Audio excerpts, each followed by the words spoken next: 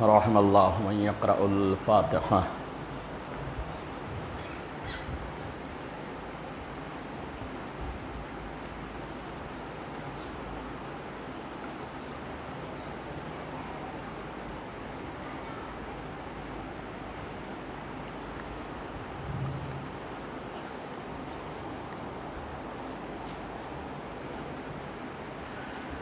لا حول ولا قوة الا باللہ العلی العظیم۔ اعوذ باللہ من الشیطان اللعین الرجیم۔ بسم اللہ الرحمن الرحیم۔ الحمد للہ الذی لا یبلغ مدحتہ القائلون ولا یحصی نعماءہ العدون ولا یؤدی حقہ المجتہدون۔ الذی لا یدرکہ بعد الہمم ولا ینالہ غوث الفتن۔ الذی لیس لصفتہ حد محدود ولا نعت موجود ولا وقت معدود ولا اجل ممدود۔ فطر الخلائق بقدرتہ ونشر الریاح برحمتہ ووطدا بالصخور میدان ارضہ۔ الصلاة والسلام على شرف الانبیاء والمرسلین وما ارسلناک الا رحمة للعالمین۔ محبوب رب المشرقین ورب المغربین وجد الحسن والحسین المکی المدنی القرشی الہاشمی المطلبی الابتہی۔ مولانا مقتدانا ہادینا وناصرنا ابی القاسم محمد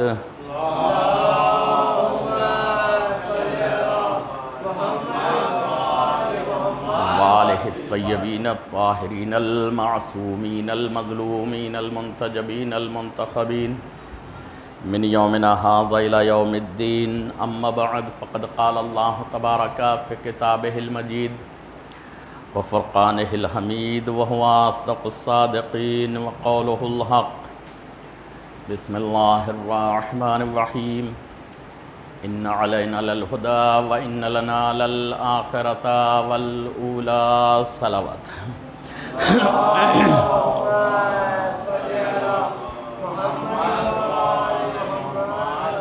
ارشاد رب العزت ہوتا ہے ان علینا للہدی وان لنا للآخرۃ والأولی۔ بے شک ہدایت کی ذمہ داری ہمارے اوپر ہے اور دنیا و آخرت کا اختیار ہمارے ہاتھوں میں ہے۔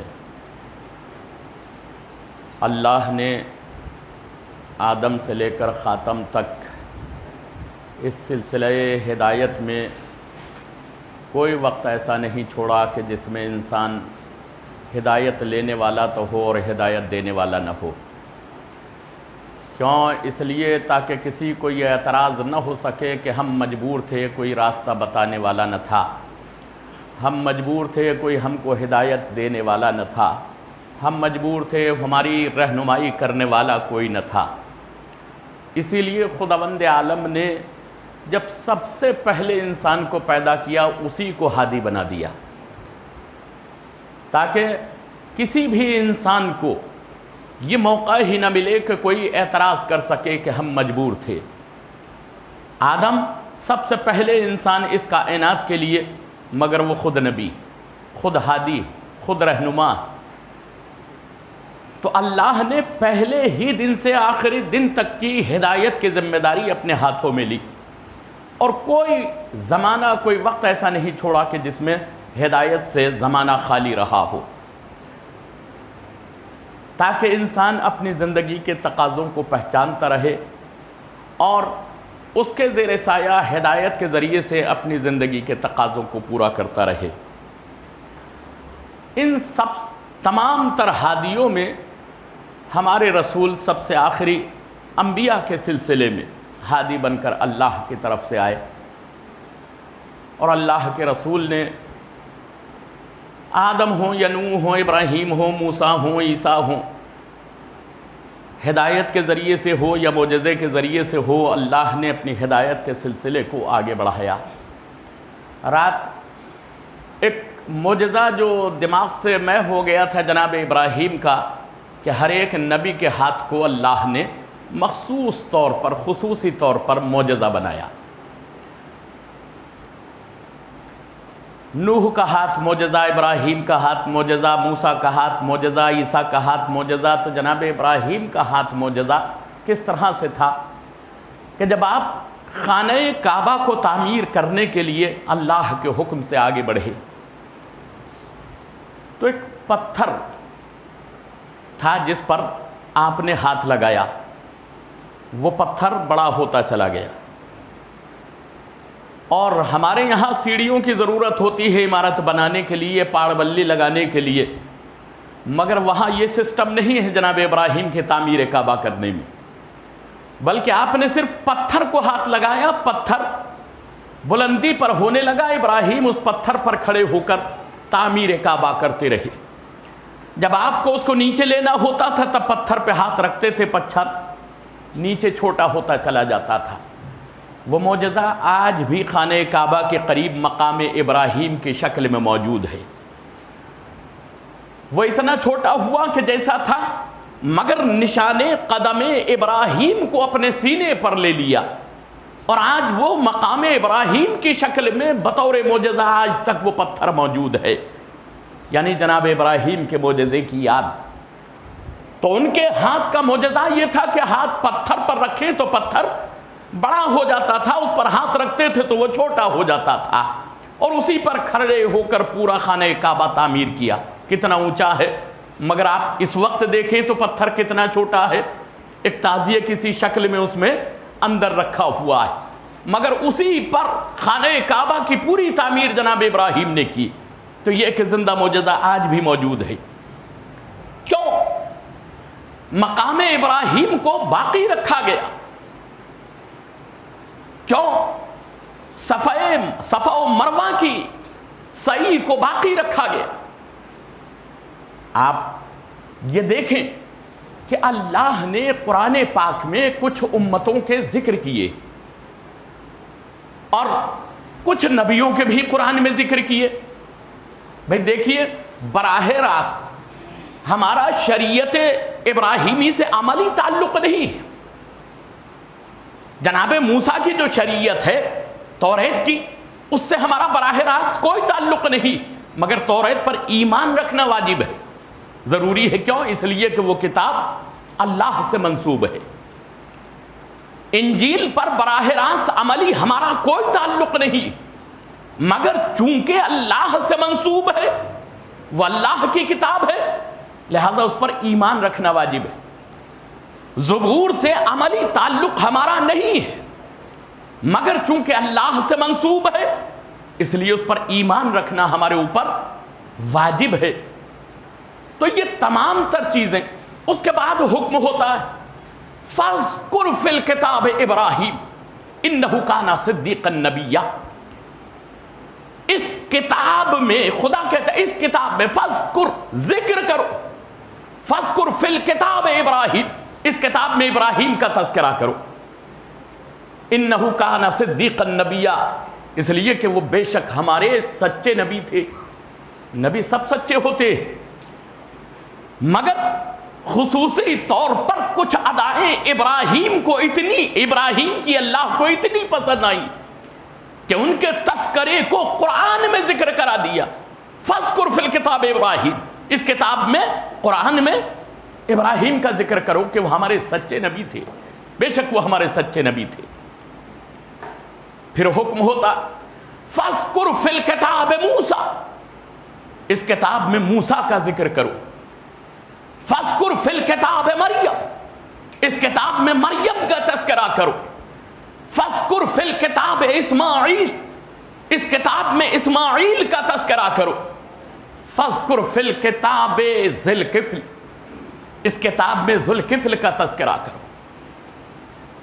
کیوں؟ اللہ نے، دیکھیے یہ ہے آخری امت کی کتاب، نبی کی امت کے لیے یہ کتاب آئی ہدایت کے لیے، نبی سے لے کر قیامت تک کے لوگوں کے لیے. مگر تذکرہ توریت کا بھی ہے، تذکرہ زبور کا بھی ہے، تذکرہ انجیل کا بھی ہے، تذکرہ ابراہیم کا بھی ہے، ذکر موسیٰ کا بھی ہے، ذکر عیسیٰ کا بھی ہے، ذکر اسماعیل کا بھی ہے، ذکر مریم کا بھی ہے، ذکر قوم سمود کا بھی ہے، قوم عاد کا بھی ہے، قوم لوط کا بھی ہے۔ بہت سی قوموں کے ذکر کیے گئے اور ان کے عذاب کے واقعوں کو لکھا گیا۔ کیوں؟ یہ آئی تھی کتاب ہدایت امت مصطفیٰ کے لیے، امت مصطفیٰ کی ہدایت کے لیے، مگر واقعات پچھلی امتوں کے بیان کیے جا رہے۔ واقعہ ابراہیم کا، واقعہ موسیٰ کا، واقعہ عیسیٰ کا، واقعہ مریم کا، واقعہ قوم سمود کا، قوم عاد کا، لوط کا، اور ان کے عذابوں پر جب ان پر عذاب ہوئے۔ کیوں یہ سارے تذکرے کیے گئے؟ کبھی غور کرتے ہیں؟ ہم قرآن جب پڑھتے ہیں تو اس پر غور کرنا چاہیے، فکر کرنا چاہیے۔ آئی تھی امت مصطفیٰ کی ہدایت کے لیے یہ کتاب، اور ذکر سارے پچھلی امتوں کے ہیں۔ کیوں ہیں؟ کیوں صفا و مروہ کی سعی کو باقی رکھا گیا؟ وہ جناب اسماعیل کے دور کا واقعہ ہے، جناب ہاجرہ کے دور کا واقعہ ہے، مگر رکھا گیا اس کو اس کتاب میں، قرآن مجید میں۔ خداوند عالم جناب مریم، جناب ہاجرہ کے اس فعل کو قرآن میں رکھ کے امت مصطفیٰ کو اس کے ذریعے سے سمجھانا چاہتا ہے کہ دیکھو، ایک عورت نے باپردہ ہونے کے بعد جب جناب اسماعیل کو اور ہاجرہ کو جناب ابراہیم چھوڑ کر شام کی طرف چلے تو کیا وصیت کر کے چلے؟ کیا آپ کو یہیں پر رہنا ہے؟ میں جا رہا، مگر جب جا رہے تھے تو یہ فطرت ہے۔ جناب ہاجرہ نے پوچھ لیا، والی و وارث آپ سرتاج ہیں، آپ ہمارے شوہر ہیں، ہم آپ کی زوجہ ہیں، اگر اس بیابان جنگل میں جہاں کوئی نہ آبادی ہے، نہ شہر ہے، نہ گاؤں ہے، نہ گھر ہے، نہ انسان ہے، اگر پانی ختم ہو گیا تو میں کیا کروں گی؟ تو جناب ابراہیم نے کیا کہا کہ دیکھو، صفا اور مروہ کے درمیان میں پانی تلاش کرنا۔ جناب ابراہیم چلے گئے، پانی ختم ہوا، اسماعیل پیاس کی وجہ سے ایڑیاں رگڑنے لگے، ہاجرہ کی تشویش بڑھی کہ میرا بچہ پیاسا ہے، یہ ماں کی محبت ہے بچے کی طرف سے، مگر اب شوہر کا حکم ذہن میں کہ شوہر نے حکم دیا ہے کہ صفا اور مروہ کے درمیان میں پانی تلاش کرنا۔ صفا پر گئی، پانی نہیں ملا، کہ شوہر نے مروہ کے لیے کہا تھا مروہ پر دیکھوں، مروہ پر گئی، مروہ پر پانی نہیں ملا، پھر واپس صفا پر، پھر واپس مروہ پر، ساتھ ساتھ چکر لگانے پڑتے ہیں نا ایام حج میں، صفا و مروہ کی جو سعی کی جاتی ہے۔ آپ نے کبھی غور کیا، فکر کیا؟ آپ ایک دکان پر جائیے دودھ کی تھیلی لینے کے لیے، اور وہاں پر دودھ کی تھیلی نہ ملے، تھوڑی دیر کے بعد آپ پھر واپس اسی دکان پہ جائیں گے؟ چلیے دوسری مرتبہ نہیں، تیسری مرتبہ جائیں گے، چوتھی مرتبہ جائیں گے، ایک مرتبہ نہیں ملی، دو مرتبہ نہیں ملی تو 7 مرتبہ اس دکان پہ جائیں گے تھیلی لینے کے لیے، نہیں ملی تو اس پہ ہے ہی نہیں تو جانا بیکار۔ تو جناب ہاجرہ جب ایک مرتبہ صفا پہ پانی نہیں ملا، مروہ پہ پانی نہیں ملا، 2 مرتبہ، 3 مرتبہ، تو 7 مرتبہ چکر لگانے کا کیا مطلب تھا؟ کسی تیسری جگہ پر ڈھونڈتی، جہاں سے پانی ملا ہی نہیں 7 چکر مارنے کے بعد، تو پھر پانی کسی دوسری جگہ پر تلاش کرنا چاہیے تھا، تیسری جگہ پر، مگر انہی 2 حدوں پر 7 چکر لگا رہی ہے، کسی تیسری جگہ نہیں جا رہی۔ کیوں؟ یہ تو تشویش تھی بچے کی پیاس کی ہمدردی کہ نہیں مل رہی ہے، تو اس کی بے قراری میں چونکہ شوہر نے کہا تھا پھر بھی جا رہی ہے، مگر تیسری جگہ کیوں تلاش نہیں کیا؟ آپ سوچیں گے اس کی وجہ یہ تھی کہ شوہر نے مجھے میرے صرف 2 جگہ کا حکم دیا، تیسری جگہ کا حکم نہیں دیا ہے۔ یہ اطاعت شوہر جناب ہاجرہ نے ایک لق و دق صحرا، جنگل اور صحرا میں شوہر کی اطاعت کر کے بتلایا۔ اللہ کو یادہ اتنی پسند آئی کہ تم نے میرے حکم کے مطابق اپنے شوہر کی اطاعت گزاری میں وقت گزارا، لہذا قیامت تک تمہارے تذکروں کو ایام حج میں واجب کر کے تمہارے ذکر کو قائم و دائم کر دوں گا۔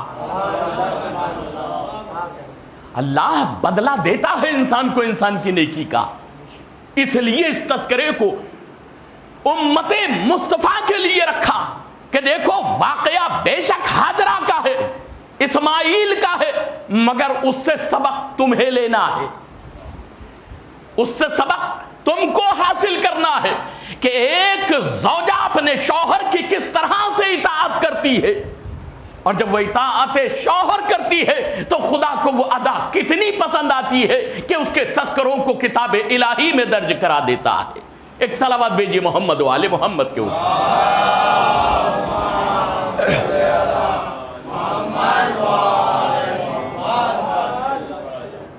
یہ جناب حجرہ کا صفا و مروہ کا واقعہ ہے، مقام ابراہیم کا۔ جناب ابراہیم کی ادائیں اللہ کو اتنی پسند آئی کہ اس اصول کو، اس قانون کو ایام حج میں واجب کر دیا تاکہ ابراہیم کی سیرت باقی رہے، دنیا اس سے شوق حاصل کرے، درس عبرت حاصل کرے، درس حاصل کرے۔ اب کتنی قومیں ایسی ہیں، قوم لوط ہے، قوم ہود ہے، قوم سمود ہے، ان کے سارے کے واقعات قرآن پاک میں لکھے ہوئے۔ کیوں لکھے ہوئے؟ وہ تو بری قومیں تھیں، ان پر عذاب آیا تھا، تو قرآن میں لکھنے کا کیا مطلب تھا؟ قرآن میں لکھنے کا مطلب یہ تھا کہ ان امتوں نے جو گناہ کیے، ان گناہوں پر ان پر اس طرح کا عذاب نازل ہوا، لہذا اگر تمہاری امت اس طرح کے گناہ کرے تو پہلی امتوں کے گناہوں کو دیکھ لے کہ اگر انہوں نے یہ گناہ کیے تھے تو اللہ اتنا ناراض ہوا کہ ان پر عذاب بھیجا۔ لہذا اس واقعے کو پڑھ کر تم اس قرآن سے اپنی زندگی میں درس حاصل کر سکو، تم ان قوموں کے کردار کو چھوڑ کر کردار اسلامی اپنا سکو۔ ایک صلوات بھیجیے محمد و آل محمد کو۔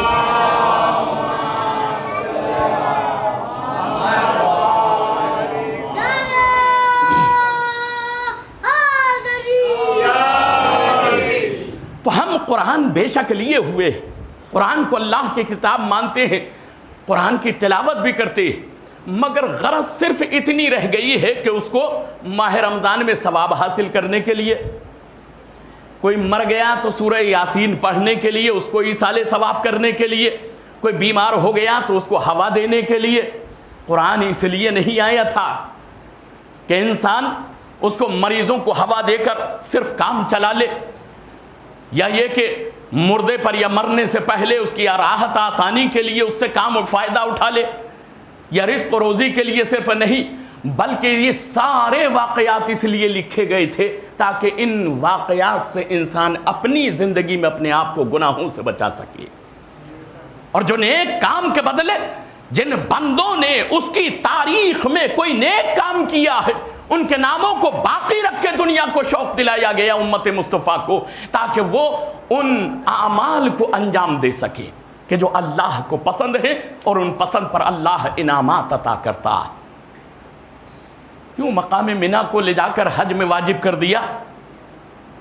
ایک خدا کا چاہنے والا بندہ اللہ کے حکم کی خاطر اپنے بیٹے کو قربان کرنے پر آمادہ ہو گیا۔ تم عشق الہی میں کس طرح سے اپنی زندگی گزارو، ابراہیم و اسماعیل کے واقعے سے سبق حاصل کر سکو۔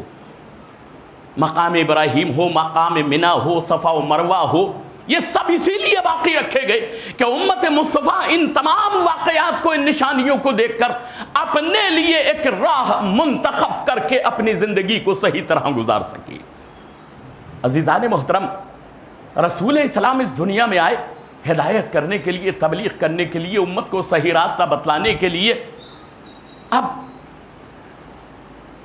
حکم ہوتا کہ تم پہچانو محمد کو، پہچانو مصطفیٰ کو، پہچانو اپنے نبی کو، مگر نبی فرماتے ہیں کہ نہیں پہچانا خدا کو مگر میں نے اور علی نے، نہیں پہچانا مجھے مگر علی نے اور خدا نے، نہیں پہچانا علی کو مگر میں نے اور خدا نے۔ کتنا بڑا دعویٰ ہے! اگر کوئی کہے ہم نے علی کو پورا پہچان لیا، ناممکن ہے۔ ہم نے رسول کو پورا پہچان لیا، ناممکن ہے۔ اس کے لیے رسول نے راستہ بتلایا کہ اگر تمہیں محمد کو پہچاننا ہے، میرے نبی کو پہچاننا ہے تو علی کا کردار لے لو، حسن کا اخلاق لے لو، حسین کا صبر و استقلال لے لو، سجاد کی عبادت لے لو، باقر کا علم لے لو، کاظم کا حلم لے لو، رضا کی شان تسلیم لے لو، تقی کا تقوی لے لو، نقی کی پاکیزگی لے لو، عسکری کا جلال لے لو، مہدی کا انداز ہدایت لے لو۔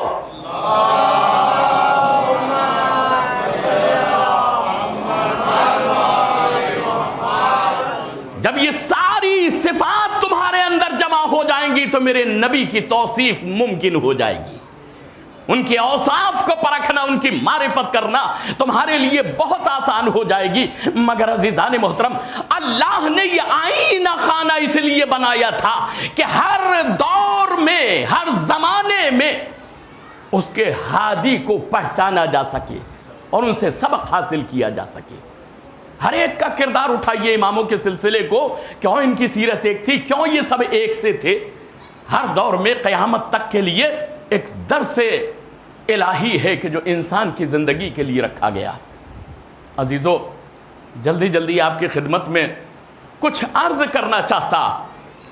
کب ہدایت رسول السلام نے کی، تبلیغ کی، مصیبتیں اٹھائیں، تکلیفیں برداشت کی، صعوبتیں اٹھائیں، مگر ہر راہ کو تشنا نہ چھوڑتے ہوئے سیراب کر کر رسول السلام نے بتلایا۔ کوئی راہ، کوئی شق ایسی نہیں رکھی کہ جو تشنا رہ گئی۔ کہیں پر ایسا لگتا ہے کہ کہیں نامکمل کام رہ گیا ہو۔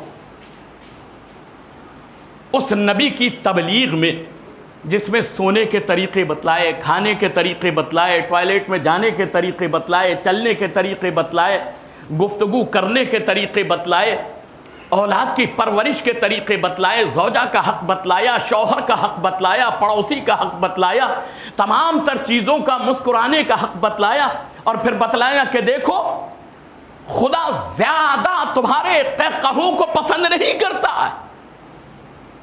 ٹھٹے مار کر ہنسنا یہ مومن کی علامت نہیں۔ مومن کی علامت بہت ہلکی سی مسکراہٹ، چہرے پر مسکراہٹ، زیادہ کھڑکھڑاہٹ کے ساتھ یا ٹھٹے مار کر ہنسنے کو پسند نہیں کیا گیا۔ اور جب بات یہ آئی ہے ہنسنے کی تو اللہ کو رونا پسند ہے، اللہ کو گریا پسند ہے، اللہ کو آنسو بہانا پسند ہے۔ آپ کو بتاؤں قرآن پاک کی آیہ یہ کریمہ ہے وَتَضْحَكُونَ وَلَا تَبْكُونَ وَأَنْتُمْ سَامِدُونَ، اور تم وَتَضْحَكُونَ ہنستے تو ہو، وَلَا تَبْكُونَ اور مگر تم روتے نہیں ہو، بکا نہیں کرتے، وَأَنْتُمْ سَامِدُونَ تم لوگ غفلت میں پڑے ہوئے ہو۔ یعنی ہنسنا اور نہ رونا یہ کوئی انسان کے لیے کمال کی اچھی صفت نہیں ہے۔ خدا اس بات کو پسند نہیں کرتا کہ انسان ہنستا رہنا چاہے اور رونا پسند نہ کرتا۔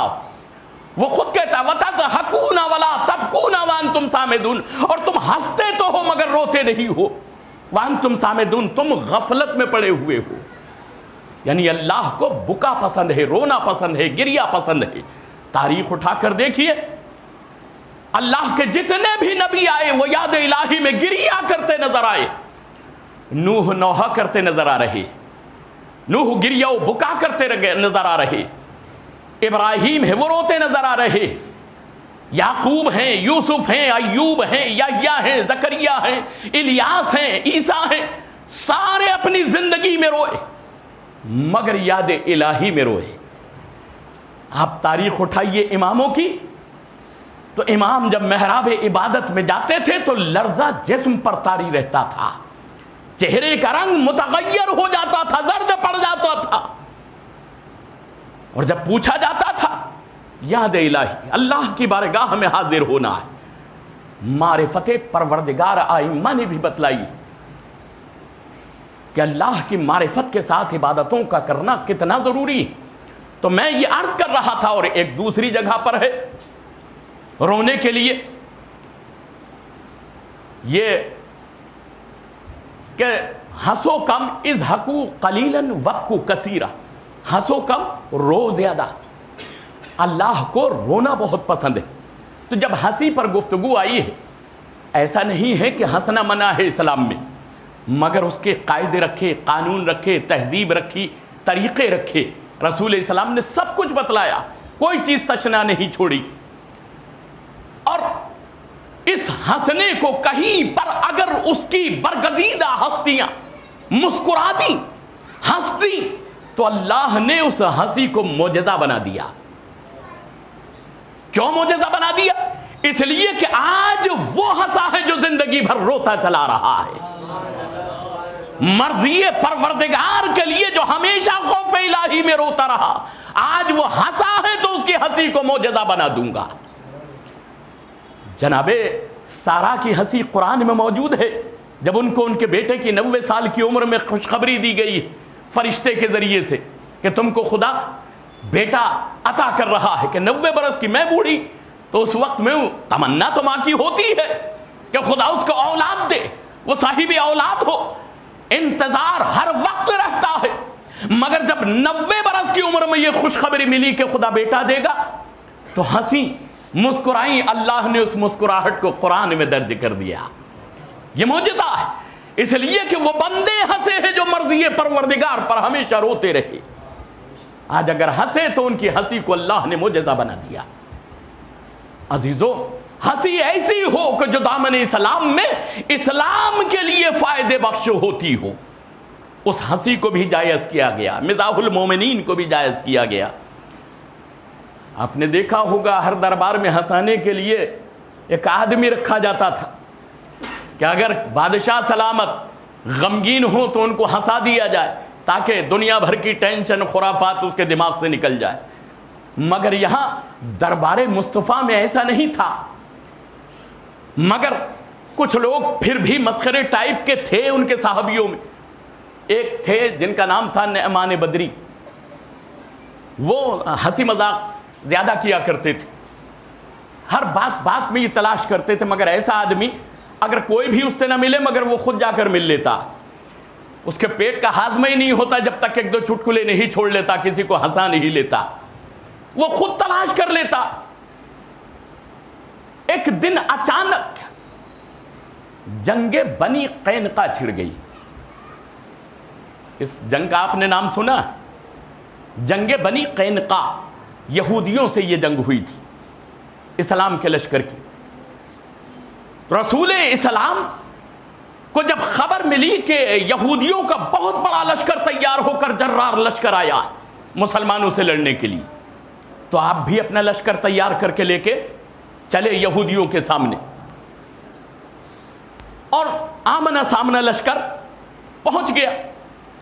رسول نے دیکھا کہ یہودیوں کا لشکر بہت زیادہ ہے، کہا کیا کیا جائے؟ خیر لشکر تیار ہوا، میمنہ تیار، میسرہ تیار، قرب لشکر تیار، علمدار لشکر تیار۔ اور ایک مرتبہ رسول اسلام جانتے تھے کہ اس جنگ میں ہونے والا کیا ہے۔ نبی جاہل نہیں ہوتا، علم غیب کا مالک ہوتا ہے۔ راز قدرت میں کیا گزرنے والا ہے اس بات کا نبی کو علم ہوتا ہے۔ حسین یوں ہی کربلا میں اچانک نہیں آ گئے تھے، یہ تیاریاں کربلا کی بچپن سے چلی تھیں، سب کچھ معلوم تھا، جس کو کہتے ہیں کہ وعدہ طفلی کو نبھانے کے لیے گئے تھے، بچپن کے کیے ہوئے وعدے کو۔ تو حسین کو تو بچپن سے معلوم تھا کہ کربلا میں کیا ہونے والا ہے۔ عزیزان محترم، تو جب لشکر پہنچا آمنا سامنا، لشکر بہت بڑا، تیاری ہو گئی۔ اس جنگ کا نام جنگ بنی قینقاع ہے جو یہودیوں سے ہوئی تھی۔ اب اس شخص کو رسول اسلام نے آواز دی، نعمان بدری کو۔ وہ صحابہ میں بہت زیادہ ہنسی مسخری کرتے تھے، ہنسی کی باتیں۔ رسول اسلام جانے دیتے تھے، کوئی بات نہیں۔ اچانک میں آپ نے اسی کو آواز دی۔ جب دشمنوں کے لشکر سے ایک سپاہی لڑنے کے لیے سامنے آیا، مد مقابل اس نے طلب کیا، تو رسول السلام نے کہا نعمان آؤ اور اس کو قتل کر کے آؤ، اس کا مقابلہ کرو۔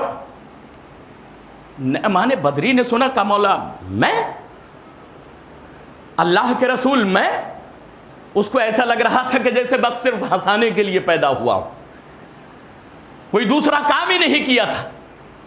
کہا ہاں تم، کہا میں مقابلے کو جب کہا تم، کہ اللہ کے رسول میرے پاس تو تلوار بھی نہیں. ایسے بہت سے تھے جو بغیر تلوار کے، بغیر سواری کے جنگ میں چلے جاتے تھے، مگر کیوں چلے جاتے تھے؟ کہ لگے گا علی مال غنیمت لوٹیں گے ہم. تو بہت سے تھے. کہ اللہ کے رسول میں، کہا تم، کہ اللہ کے رسول میرے پاس تو تلوار بھی نہیں. کہ گھبراؤ نہیں، دوسرے سپاہی سے تلوار لی، لو تلوار یہ رہی. اس کے ہاتھ میں تلوار دے دی. کہ جاؤ. کہ اللہ کے رسول ابھی ایک پریشانی کا کیا، کہ گھوڑا نہیں. جن کے پاس کچھ نہیں تھا وہ بھی جنگوں میں جاتے تھے، مگر کس غرض سے جاتے تھے وہ یہ نہ ہونا بتاتا ہے. تلوار کا نہ ہونا، گھوڑے کا نہ ہونا. کہا ایک صحابی کو حکم دیا کہ اس کو گھوڑا عطا کرو، گھوڑا دو. کہا گھوڑے پر بیٹھ، تلوار پکڑو، جا لڑنے کے لیے مد مقابل کے. کہ اللہ کے رسول ابھی ایک پریشانی اور ہے. کہا کیا پریشانی ہے؟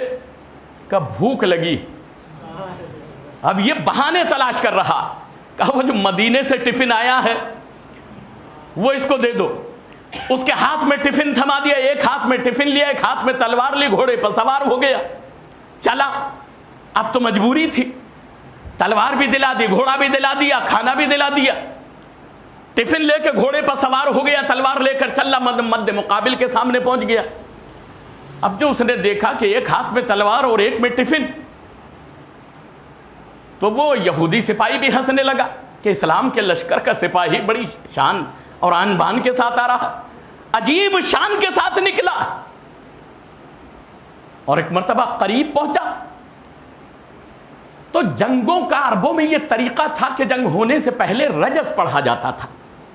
رجز جانتے ہیں آپ؟ دونوں سپاہی آمنا سامنا اپنی کارکردگی، اپنی تعارف، اپنی معرفت پہلے کراتے تھے کہ میرا نام کیا ہے، میرے باپ کا نام کیا ہے، میرے خاندان اور قبیلے کا نام کیا ہے، میں نے کتنی جنگیں لڑی، کتنے لوگوں کو قتل کیا.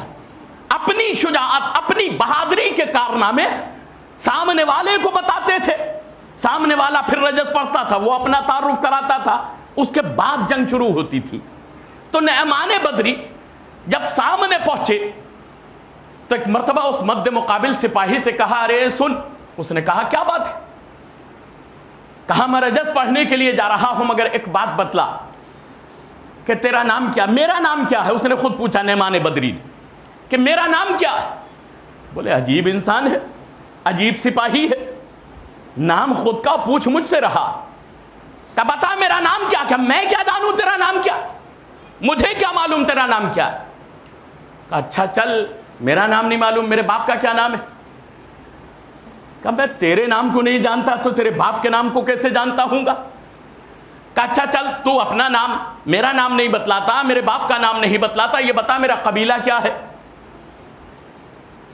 کہا میں تیرا نام نہیں جانتا، تیرے باپ کا نام نہیں جانتا، تیرے قبیلے کو کہاں سے جانتا؟ میں نہیں جانتا. کہا اچھا. جب یہ اقرار کر لیا تو پھر اس کے بعد نعمانی بدری کہتا ہے اچھا تو یہ بتلا کہ تیرا نام کیا ہے. اس نے کہا جب تو نے نہیں بتایا تو میں کیوں بتلاؤں؟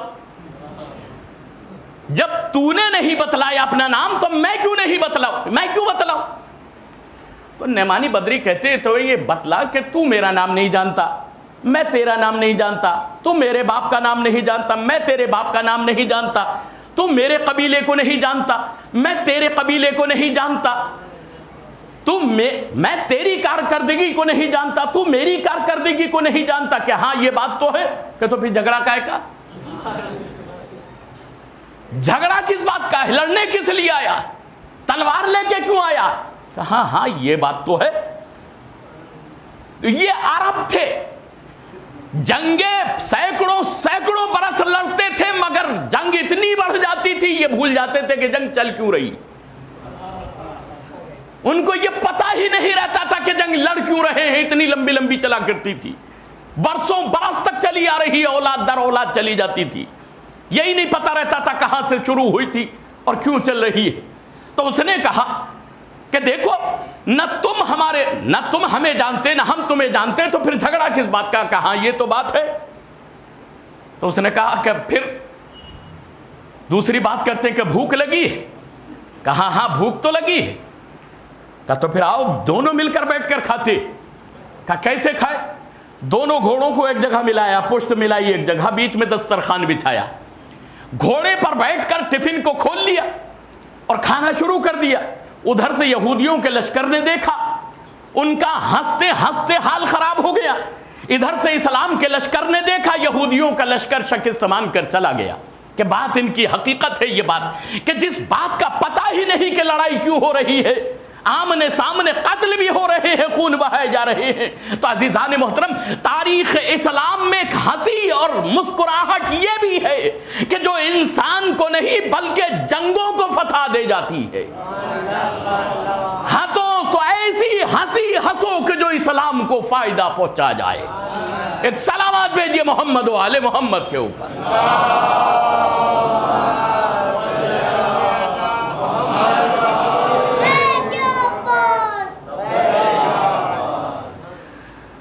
عزیزو، جب یہ تھوڑی سی گفتگو آئی ہے تو پھر میں یہ بتلاؤں کہ عالم ہو یا جاہل ہو، اہل بیت کا ماننے والا ہمیشہ علم بولے گا۔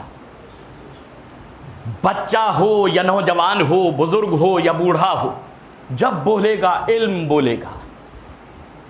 اہل بیت کا چاہنے والا، کیوں بتلاؤں آپ کو؟ حدیث ہے رسول السلام کی، چھٹے امام سے منقول ہے، فرمایا کہ شجر اسلام کی میں جڑ ہوں، میں شجر اسلام کی، اسلام کے درخت کی جڑ ہوں، اور حسن و حسین میرے اہل بیت اس درخت کی شاخیں ہیں، اور ہمارے شیعہ، ہمارے ماننے والے، وہ اس درخت کے پتے ہیں۔ اب میں آپ سے پوچھتا ہوں کہ درخت کی پہچان پتوں سے ہوتی ہے؟ اگر پتے درخت پر نہ ہو تو درخت کی پہچان بہت مشکل ہو جاتی ہے۔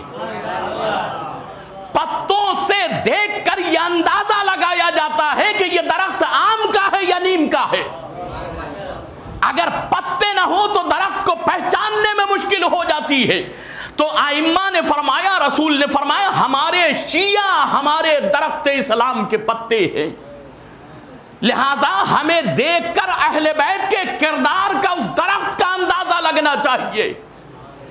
ہمارے کردار کو دیکھ کر لوگ پہچانے کہ یہ اہل بیت کا ماننے والا ہے۔ اگر کردار نہ ملا تو ہم پتے کے ذریعے سے درخت کا پہچاننا کیسا؟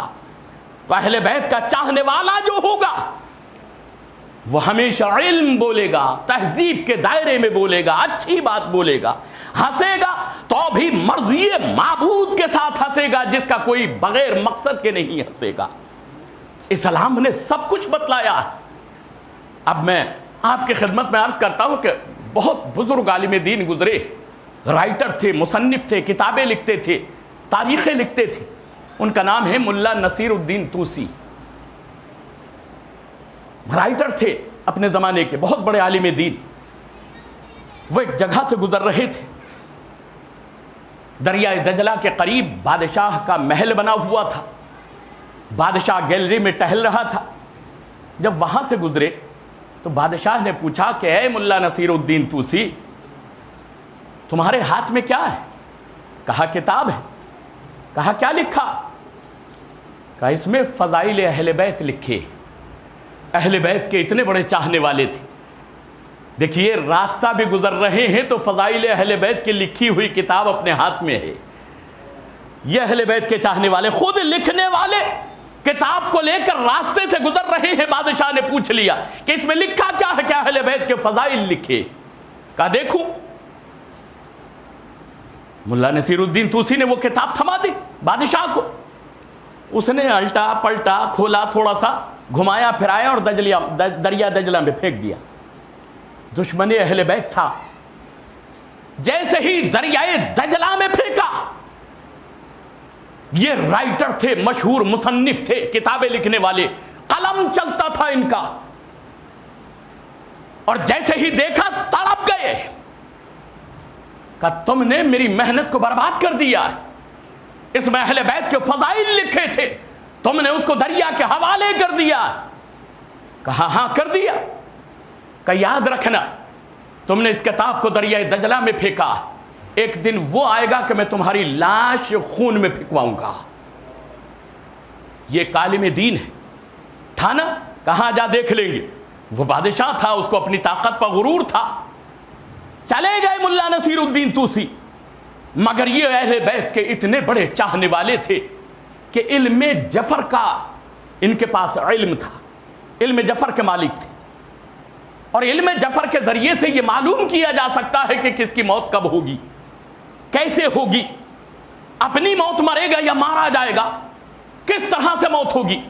ذائچہ تیار کیا، نقشہ تیار کیا علم جعفر کے ذریعے سے ملا نصیر الدین طوسی نے کہ یہ بادشاہ اپنی موت مرے گا یا مارا جائے گا۔ تو علم جعفر کے ذائچے سے پتہ چلا کہ مارا جائے گا، قتل ہوگا۔ پھر علم جعفر کے ذریعے سے معلوم کیا کہ اگر یہ مارا جائے گا تو اس کا قاتل پیدا ہو چکا یا ابھی پیدا ہوگا، تو پتہ چلا کہ پیدا ہو چکا۔ پھر نقشہ تیار کیا، ذائچہ تیار کیا، اگر اس کا قاتل تیار پیدا ہو چکا ہے تو وہ رہتا کون سے ایریے میں ہے۔ ذائچے کے ذریعے سے پتہ چلا کہ منگول کی کھاڑی میں رہتا ہے، منگول کے جنگل میں۔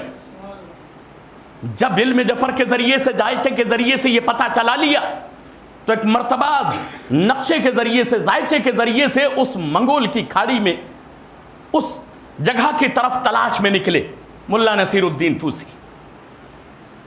دیکھیے کتاب ہی تو گئی تھی، مگر کتنا بڑا اہل بیت کا مشن لے کر چلے ہوں گے ملا نصیر الدین طوسی۔ یہ خالی کتاب کی بات نہیں، یہ مشن اہل بیت کو چلانے کی ٹھانی تھی، اہل بیت کے مشن کو چلانا تھا۔ یہ حاکم بنی عباس کا تھا۔ چلے منگول کی جگہ پر، جنگل میں پہنچے، دیکھا وہاں پر ایک جھونپڑی پڑی جنگل میں۔ اس جھونپڑی کو دیکھا، قریب گئے، دروازے پر دیکھا کہ ضعیفہ ہے، ایک بوڑھی عورت ہے۔ اس کو دیکھا، دیکھنے کے بعد میں پوچھا تم اکیلی رہتی ہو؟ کہا نہیں، میرے ساتھ میں میرا پوتا بھی رہتا ہے۔ کہا اچھا، کہا تمہارے شوہر کا نام کیا ہے؟ کہ میرے شوہر کا نام چنگیز خان ہے۔ کہا تمہارے پوتے کا نام کیا ہے؟ کیا اس کا نام ہلاکو ہے؟ کہا وہ کہاں ہے؟ کہا بھی آتا ہوگا۔ عمر کتنی تھی؟ 9 سال کی۔ وہاں کی جسمانیت غذا کے اعتبار سے بہت جلدی بڑھتی ہے، طاقتور ہوتی۔ اب جو تھوڑی دیر کے بعد میں دیکھا مڑ کر تو ایک 9 برس کا بچہ شیر کا شکار کر کے کاندھے پر ڈال کے لیے چلا رہا ہے۔ کہا یہ میرا پوتا ہے، اس کا نام ہلاکو ہے۔ کہا اچھا، یہ میرے کام کا ہے۔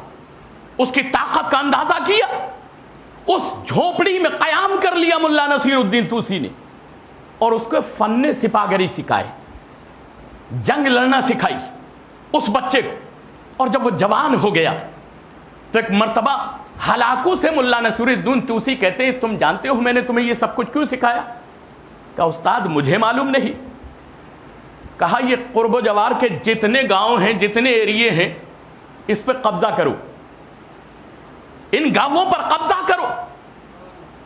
سنا استاد، اپنی طاقت تھی، جوانی آ چکی تھی، یہ کوئی بڑی بات نہیں۔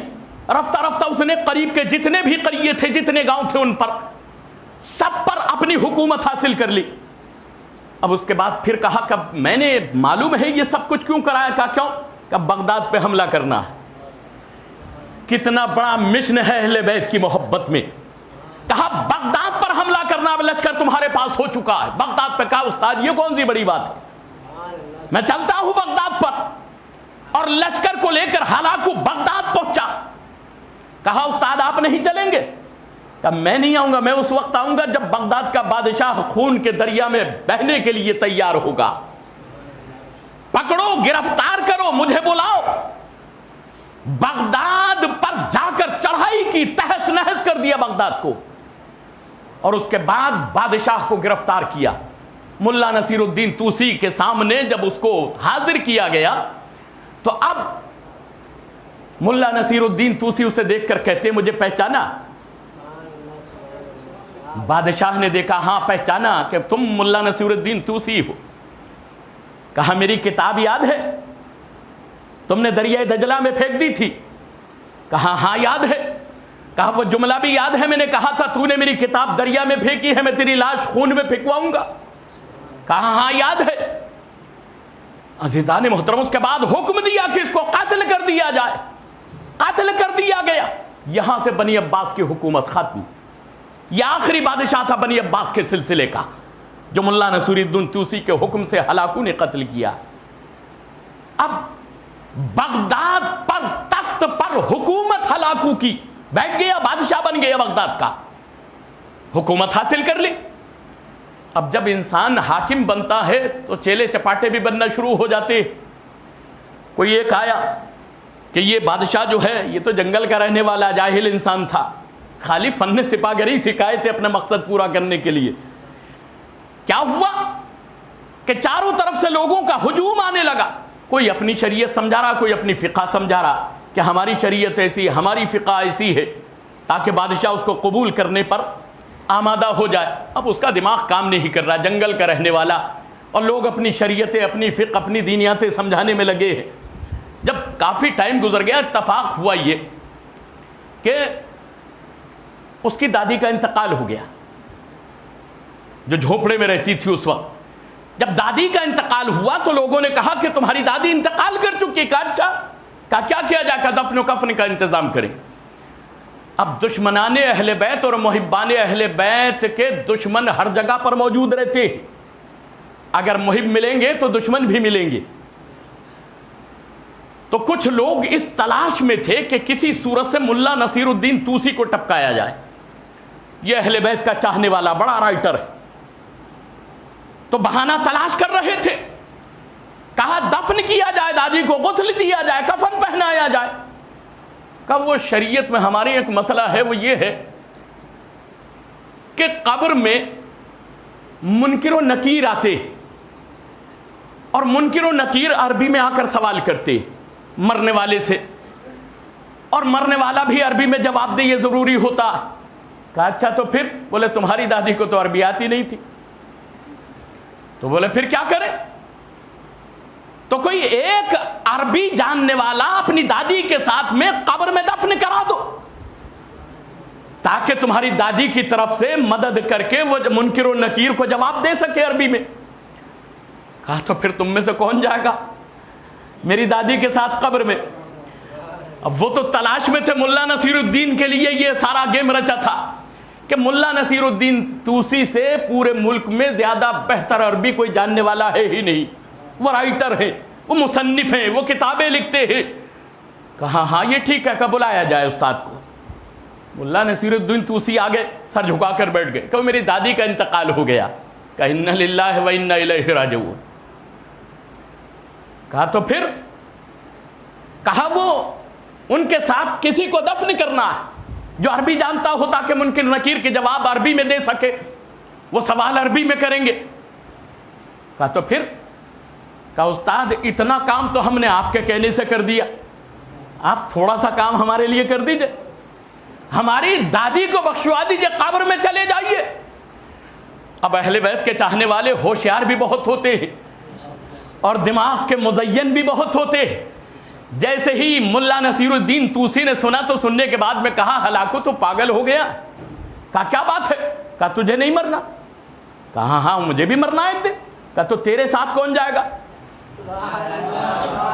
تیرے ساتھ کون جائے گا؟ کہا استاد آپ کو تو میرے ساتھ جانا ہے۔ کہا تو پھر کیا کریں؟ کہ جنہوں نے مشورہ دیا سب کو دادی کے ساتھ دفن کر دے، سب مل کے تیری دادی کو بخشوا لیں گے۔ عزیزان محترم تو ایک یہ بھی واقعہ ہے جو سنہری لفظوں میں تاریخ اسلام میں جگمگاتا ہے کہ ہنسی کی ہنسی تھی مگر ملا نصیر الدین طوسی نے اپنے ایمان اور اپنی محبت کو اس طرح سے پروان چڑھایا اور اہل بیت کے لیے وہ ہدایت کے کارنامے انجام دیے کہ دنیا دانتوں تلے انگلی دبا جاتی ہے۔ ایک صلوات بھیجیے محمد و آل محمد کے اوپر۔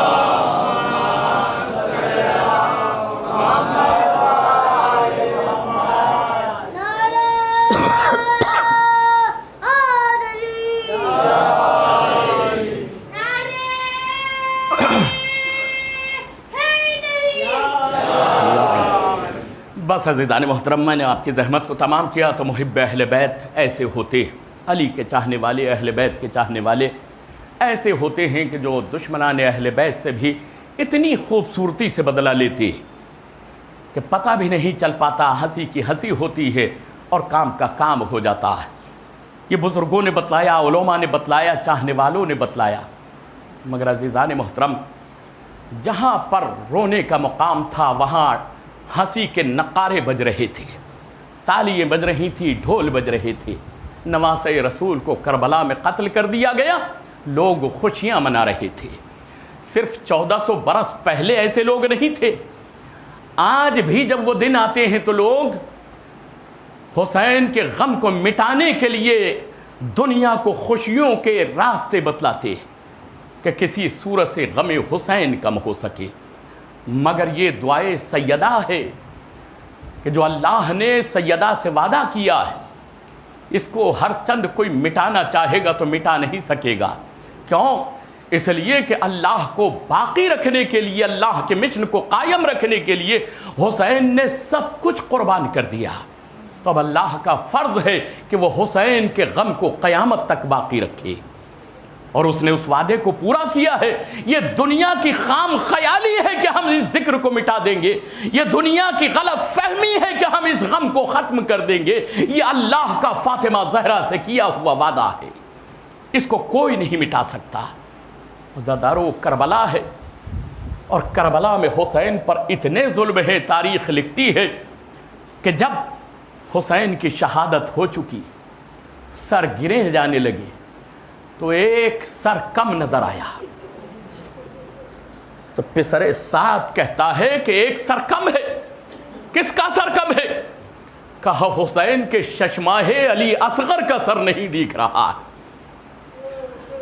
جب یہ تشویش ہوئی کہ علی اصغر کا سر کہاں ہے، کہا تلاش کیا جائے۔ عزادارو، ایک مرتبہ برچیاں نیزے لیے ہوئے سپاہیوں کو میدان کربلا میں پھیلا دیا کہ سر علی اصغر دیکھ کر تشریف لے کر آؤ۔ امام حسین جناب علی اصغر کو پہلے ہی دفن کر چکے تھے۔ اب جب بیویوں کو پتہ چلا کہ نیزہ بردار نیزے لے کے کربلا میں علی اصغر کی لاشیں کو تلاش کر رہے ہیں، زینب تڑپ کر رباب کے پاس آئی۔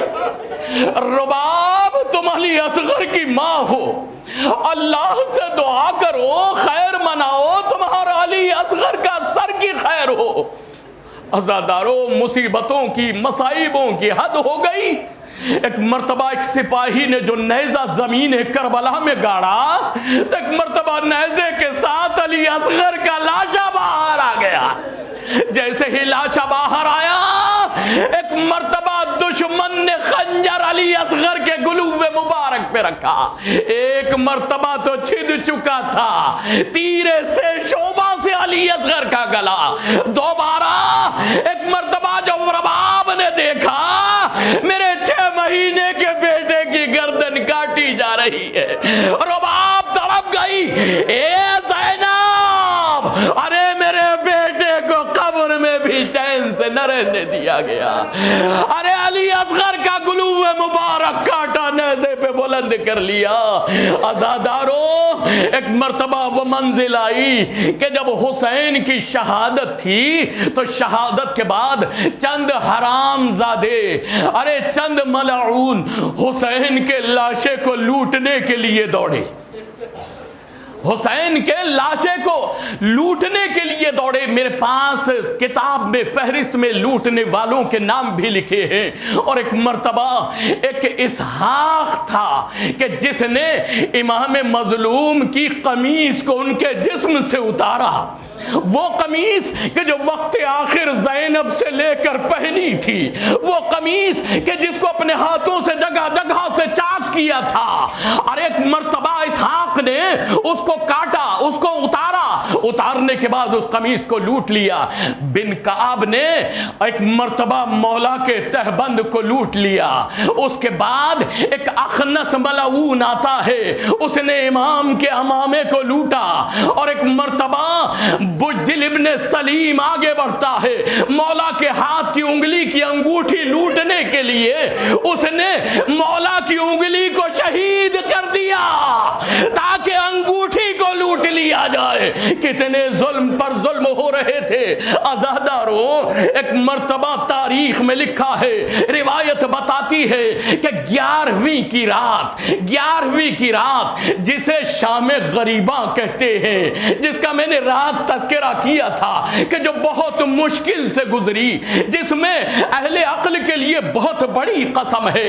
شام غریباں ایک ملعون آگے بڑھا، لاشوں میں آیا، اور لاشوں میں آنے کے بعد امام حسین کے لاشے کے قریب پہنچا، امام کے آزار بند کو کھولنا چاہا تاکہ لوٹ کر لے جائے۔ جیسے ہی آزار بند کی گراہ پر ہاتھ چلانا چاہا، امام نے اپنے ہاتھ کو آزار بند کی گراہ پر رکھ لیا۔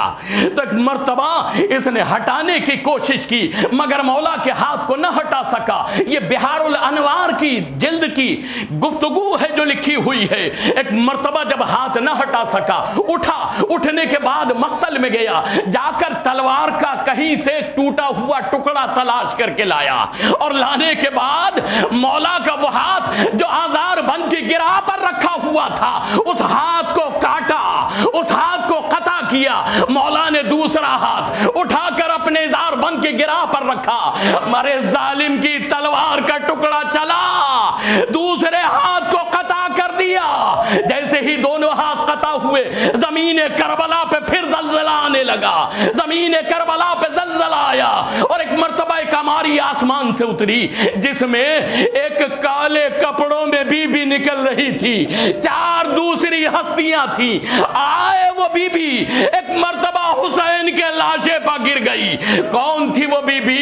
رسول کی بیٹی، حسین کی ماں فاطمہ زہرا آ کر کہتی ہے، نانا نانا، ارے میرا گھر آپ کی امت نے اجاڑ لیا، اے نانا آپ کی امت نے میرے بیٹے حسین کے میت کو لوٹ لیا، اے نانا میرے حسین کے ہاتھوں کو قطع کر دیا۔ ایک مرتبہ حسین کے لاشے سے مخاطب ہوئی، آواز دی، اے بیٹا حسین تمہارے ہاتھوں کو قطع کس نے کیا ہے؟ کہا ماں جمال ملعون نے آزار بند کھولنے کے لیے میرے ہاتھوں کو قطع کر دیا، میرے ہاتھوں کو قتل کر دیا۔